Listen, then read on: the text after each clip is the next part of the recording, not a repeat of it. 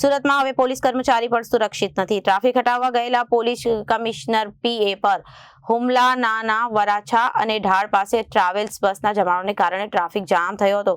તે સમયે લક્ઝરી બસમાંથી ઉતરેલા બે લોકો એ કાર ચાલક દ્વારા કોન્સ્ટેબલ પર હુમલો કરવામાં આવ્યો. હુમલો કરનારની કારમાંથી ભાજપને ખેસ મળ્યો.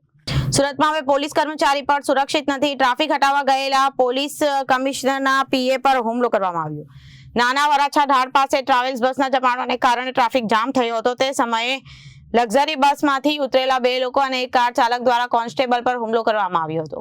હુમલો કરનારની કારમાંથી ભાજપનો ખેસ મળ્યો. અક્ષય આહિર પોલીસ કમિશનર કચેરીમાં હેડ કોન્સ્ટેબલ તરીકે ફરજ બજાવે છે. અક્ષય રાત્રે 10 વાગ્યા બાદ જ ઘરે જતો હતો. સમયે તેની વરાછા ઢાળ પાસે ટ્રાફિક જોયો. ટ્રાફિક ક્લિયર કરવા ઉતરેલા કોન્સ્ટેબલ પર 3 લોકોએ હુમલો કર્યો. કારમાંથી ભાજપના ખેસ મળ્યો. તે કાર ચાલકે કોન્સ્ટેબલનું ગળું પકડી લીધું.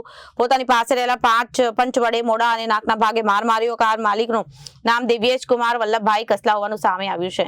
દિવ્યેશ કતારગામ નારાયણનગર સોસાયટીમાં રહેતો હોવાની વિગતો પણ સામે આવી છે. ઘટનામાં કોન્સ્ટેબલ અક્ષય આહિરને નાકના ભાગે ફ્રેક્ચર થતા હોસ્પિટલમાં સારવાર હેઠળ ખસેડવામાં આવ્યો હતો. પોલીસ દ્વારા સમગ્ર મામલે કાર ચાલક સહિત કુલ 3 અજાણ્યા વિરુદ્ધ ગુનો નોંધવામાં આવ્યો. કાપોદ્રા પોલીસ દ્વારા કાર કબજે કરવામાં આવ્યા. કારનો માલિક કતારગામ વિસ્તારમાં હોવાનું જાણવા મળ્યું.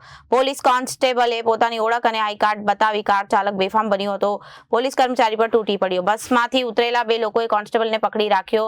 ભાજપના ખેસવાળી કારને ચાલકે કોન્સ્ટેબલે મારવાનું શરૂ કર્યું. રિપોર્ટર અરવિંદ રાઠોડ, જનાદેશ ન્યૂઝ, સુરત.